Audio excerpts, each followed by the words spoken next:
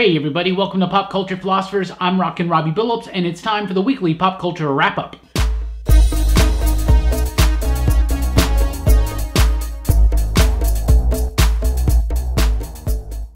That's right everybody, time for the weekly pop culture wrap-up. It's the show where I go over the week's pop culture news, mostly comic books and movies. Let's get right into it with some movie news. The Joker teaser. It's the big thing. So Todd Phillips is directing this Joker film. It's going to come out in October of next year. It stars Joaquin Phoenix as the Joker. It's going to be produced by Martin Scorsese. This is it's one of those movies that you don't trust. It's an origin picture for the Joker. It seems like it's going to be set in the 70s. He's a failed comedian named Arthur Fleck who turns to a life of villainy as the Joker, right? But Joaquin Phoenix is definitely like somebody that is got the kind of acting chops necessary to do something with the Joker, right? So this little teaser came out and it revealed kind of, I guess, what the Joker's going to look like in the film, and it's very different. Now let me tell you about my reaction. My initial reaction was like, that's a little weird, that's a little different, it's a little John Wayne Gacy. Why did they put the blue around the eyes? Why did they put the red on the nose? Why did they put the eyebrows on there? All those questions of why at first. But the more and more I watched it, and it's got this song, this track by the Guess Who called Laughing, right? And I just kept listening to that, and I kept watching this little bit over and over. I loved it. I loved it. I am falling so much in love with the idea of this film, of Phoenix as Joker, of this look for the Joker. If this is even the final look, you know, this just may be, you know, a stepping stone into becoming the true version of the Joker that everybody knows, or something like that, right? Or they could just, this could be it, and I would totally be cool with that, because to me it's a little bit different. It's very creepy, but it's very sinister as well. And as far as the other, you know, cinematic Jokers from Nicholson to Leto, I really, and Ledger of course, and even Romero from back in the day, like I really think that this is the most sinister and dark looking one. Like it's really, really creepy. Watch that little teaser, and at the very end, when you see Joaquin as the Joker, he's smiling, and then his eyebrow slightly goes up, and he just drops that smile, and it is creepy, it is sinister, it is foreboding, it is threatening. And then when you add in the song by the Guess Who, Laughing, and you listen to it, you think about the lyrics and kind of apply it to how it could work with in the Joker, especially thinking about some of the backstory from The Killing Joke. I'm in love with it. I've been obsessed with this thing since it debuted. I just watched it over and over and over again. I'm picking up every little nuance, and Scott Snyder tweeted something out about it, and I agree 100%. He said that when it comes to the Joker, the worst thing you could do is to play it safe and be boring, right? So I'm down for the Joker to just kind of be whatever it needs to be, whatever he needs to be for whatever movie, for whatever tone, right? But it feels like this movie's going to have a certain tone. Now this is just a makeup test, as they called it. But I'm sold. I think it's pretty wild. I think that's pretty wild and pretty cool. Kind of overshadowed the Captain Marvel trailer this week, at least for me. Now I did like the Captain Marvel trailer, and that's what we're talking about right now. Brie Larson's Captain Marvel. You got Samuel L. Jackson coming back as Nick Fury. Coulson's going to be in it. Ronan's going to be in it. Jude Law's playing the original Captain Marvel, Marvel. Looks cool. Looks really cool. I really liked it. I mean, it's pretty cool. You pick up on the idea that she's been abducted by possibly the Kree. She's now been kind of like brainwashed or like mind wiped or something. She goes and joins the Kree. They like train her. She's got powers. They, you know, just like in the comic books, they kind of like spliced her, you know, their DNA into her. Something like that. She winds up back on Earth. Doesn't remember who she is. They're going to slowly unlock and unravel her past, her origins, and things like that. The Skrulls are in it. It's going to kind of be tying into this Kree-Skrull war type thing. It's going to be set in the 90s. I think that's a really cool idea. I definitely had something on my glasses. It's been bothering me since the start of the video. So I think it looked great. I think it was really cool. Larson, I mean, you didn't really get to see too much of her speaking in it. You know, it was a bunch of Samuel L. Jackson kind of explaining to the audience who Captain Marvel is and the mystery of this woman that's fallen from the sky into a blockbuster video. So I think it's really cool, possibly setting up some stuff with the Skrulls for the future. That'd be really cool. One of the reasons why they may have said it back in the 90s is that they may have already wanted, you know, that's like 25, 30 years ago. So like, it seems like if they want to do some kind of secret invasion type stuff, that gives it enough time from that point to kind of infiltrate Earth or something like that. I don't know. But I really did like the trailer. I thought it was pretty solid. I love the way she looks in costume. I love the way the effects look. The Skrulls look amazing. And even the young effect on Jackson and Clark Gregg as Coulson, it looks pretty cool. And Phil's got some cool hair, does he not? All right, let's move on to another trailer, Daredevil Season 3. We already talked about that one little tiny one where it's just like him in the confessional. This one's kind of just him like first of all, it's interesting that he's in the old school costume, like the Man Without Fear costume from Daredevil Season 1. And it definitely seems like it's taking it back to the rawness and the roughness and the edge of Season 1. But even darker, it definitely feels like. It definitely feels like the whole gist of this is, of course, we kind of know that it's kind of based on Born Again. And one of the images right there, you know, he's doing like the crucifixion type pose or something like that. So there's a lot of religious imagery in Daredevil, and especially in some of these trailers. So I think it's cool, but it seems like he's going to let the devil out, you know, and this is something they've been teasing. It's like he's going to go full board into just just brutally beating people to near death and maybe even possibly killing someone, something like that. He hits his darkest day so he can be born again into something bright and new, right? I don't know. That seems like what they're doing, but the exciting thing is it comes out October 19th. That's less than a month away, so that's very, very exciting. Eternals, the new Marvel film, is going to be an Eternals movie, you know, Icarus and Cersei and all that stuff. So it has found their director, Chloe Zhao. I don't know how if I'm saying that right. Not really familiar with her work. She did this movie called The Writer and another one or something like that. But interesting to see what's going to happen. You know, the Eternals is kind of a dense concept at times. It's going to be interesting to see how they fit it into the Marvel Cinematic Universe and how it kind of plays out. So that's going to be really, really interesting. I watched a trailer for Haunting of Hill House. It's going to be a Netflix TV series. It's going to be coming out on October 12th, just in time for Halloween. It's based on the Shirley Jackson book that The Haunting movie is based on, the one from 69, and that one was at 97, 98, something like that. That one's terrible.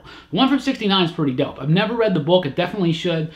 But I love that original Haunting movie. This trailer looks awesome, guys. It looks really, really cool. This TV series looks like it's going to be really creepy, really scary, and very atmospheric, and just really cool. I don't know, I really thought the trailer was pretty solid, so I'm kind of pumped for that, guys. So be on the lookout for that. Speaking of crazy cool sci-fi horror type stuff on television, CBS All Access has officially announced Jordan Peele as the narrator/host of The Twilight Zone. No release date, but I'm pretty certain it's going to be in 2019, but The Twilight Zone is coming back. Jordan Peele is kind of like behind all that, so that's going to be really, really cool. I think that's really, really neat. Absolutely. The Twilight Zone's got some of the great stuff out there. I just really hope somebody, I believe it was Paul Edwards, I think I saw him on the PCP Army or somewhere on Facebook, said that he hopes that they don't just redo the old stories, they do original content. I have the same hope, buddy. Absolutely. Child's Play. There's a reboot coming, and they just released an image of Chucky. Now, a lot of people may not like it. When I posted it in the PCP Army over on Facebook, I got a lot of angry, reactions, right? So maybe it's different. It's not quite the same, not quite as Cabbage Patchy, but it looks more like a wooden doll. To me, it looks creepier, to be honest. I mean, absolutely. I like the idea of a Child's Play reboot. I think it should take itself a little bit more seriously. Of course, the first Child's Play film took itself way more seriously than the later ones. That's just how it goes in these horror movie franchises, right? They kind of lose the serious factor. Definitely, if they hit 6, it's done. There's no more serious factor from that point forward, usually, until there's a reboot or retcon or something like that. Anyway, another interesting tidbit, Aubrey Plaza, who we know from Parks and Rec and Legion, she may possibly be in the movie. That's something that we've been talking about. So that's really, really neat. And let's move over to some comic book news. First of all, Killmonger is going to be a 5-issue miniseries from Marvel starting in December. It's going to be written by Brian Hill with artwork by Juan Ferreira. Super excited for this. Brian Hill's a really good writer. They're definitely going to movify Killmonger a little bit, because the Killmonger from the movie, the Black Panther movie, it's a little bit like the Killmonger from the comics, but it's kind of worlds apart. They're going to kind of bridge that just a little bit, but Hill said he's not going to do it in any kind of uber cheesy way or forced way or anything like that. Hearing Hill talk about it on Twitter, really, really excited for it. The cover looks nice. I'm very, very excited. So that's going to be really cool. So Killmonger fans rejoice. There are a lot of Killmonger fans out lately because seriously, one of the best Marvel Cinematic Universe villains, absolutely. In October starts the death of Daredevil. So Charles Soule is ending his run on Daredevil, and he's ending it with the death of Daredevil. So I guess that's kind of neat. There's a new TV series coming out in October, and so he's finishing up his run with the death of Daredevil. Is it actually going to involve the death of Daredevil? I don't know. You know how these things go. If it does, he won't be dead for too long. But I'm not really the biggest fan of Charles Soule's work over at Daredevil, so I haven't been reading it. I may read that just to see what happens, but I'm not sure. The exciting thing is that Phil Noto's doing the artwork, and I think that's solid. I think he's great to be doing some Daredevil work. Star Wars: Age of the Republic. This starts, I believe, in December. It's going to be, this is kind of a neat idea. They're going to be doing these 3 8-part stories that all kind of are supposed to connect, and they go through the 3 eras of Star Wars. So it's going to be the Age of the Republic, the Age of the Rebellion and the Age of the Resistance. So the first one, of course, the Age of the Republic, is going to deal with the prequel series. Jodie Houser is going to be penning these one-shots. They're going to be kind of tied in together to tell one overall arcing story, I believe. But the Luke Ross, by the way, and Corey Smith doing the artwork on those books. But Qui-Gon is one of them, Darth Maul, Jango Fett, Anakin Skywalker, Count Dooku, Padme Amidala, and General Grievous. So it's really, really neat. So basically they're going to do that, and that's going to continue for a few months, and then they'll do the Age of the Rebellion, which was going to be in the original trilogy, and then they'll be doing the new trilogy stuff with the Age of the Resistance. And I like the idea they're doing 4 heroes and 4 villains, and I think it could be a cool little spotlight. I don't know, I'm not the biggest fan of Attack of the Clones. I think Phantom Menace gets a bad rap personally, and I love Revenge of the Sith. So I love Grievous, I love Dooku, Jango Fett. Some of these characters are really appealing to me, so it's going to be cool, especially Darth Maul. Darth Maul, right? Anyway, it seems really neat, and it seems like a good idea. So it might, something to get me into reading a little bit more Star Wars books than I do right now. Heroes in Crisis, which starts next week. Rumors are out right now. In fact, spoilers are out right now about the big death that happens in it, or the big deaths that happen in it. I've avoided spoilers. I hope I can continue to do so. I would encourage you to do so as well. I have read the first 17 pages of this, so I kind of got a sense of maybe where it's going, but you never know. Really excited for this book.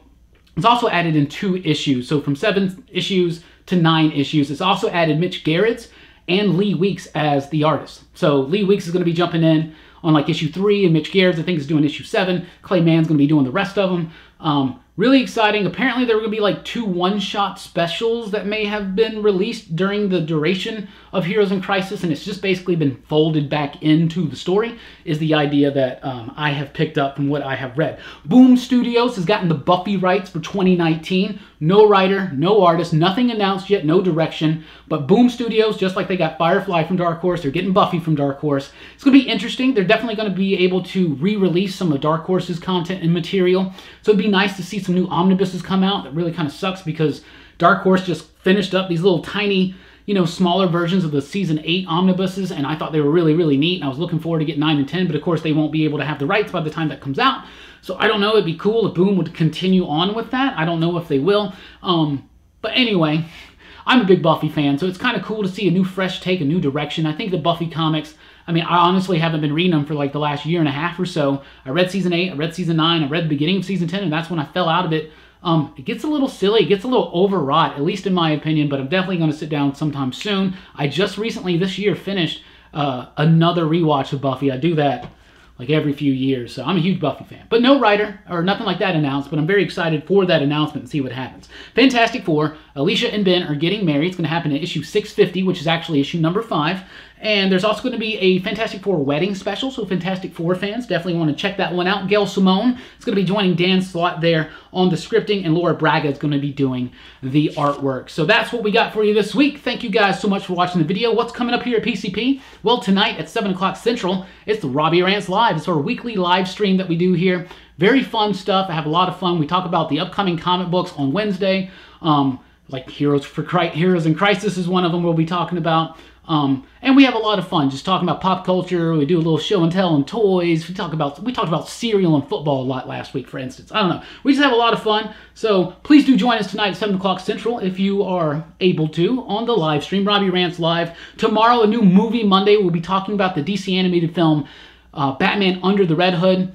I typically do not like Jason Todd or Red Hood stories, so this was a very interesting one for me to do. A brand new show is debuting on Thursday. It's called Comics Revisited. We're going to start off revisiting some of the old school Venom miniseries from the 90s. First episode debuts on Thursday. It's me and Brooks talking about Venom, Lethal Protector. The first episode, I'm going to be honest with you guys, a little clunky. But issues 2, 3, and 4, they even out. They're really, really fun. So me and Brooks are having a good time going back and rereading these Venom books, but it's going to be weekly at first. That's how we're going to plan it out. We got that Venom movie coming out. So this Thursday, we got Comics Revisited, Venom, Lethal Protector. Next week will be Funeral Pyre. Week after that will be The Madness. Week after that, just in time for Halloween, will be The Enemy Within. That's very exciting, right? The Top 5 show is still going to continue alongside that every other week. In fact, we just released an issue of Top 5 Vault Comics.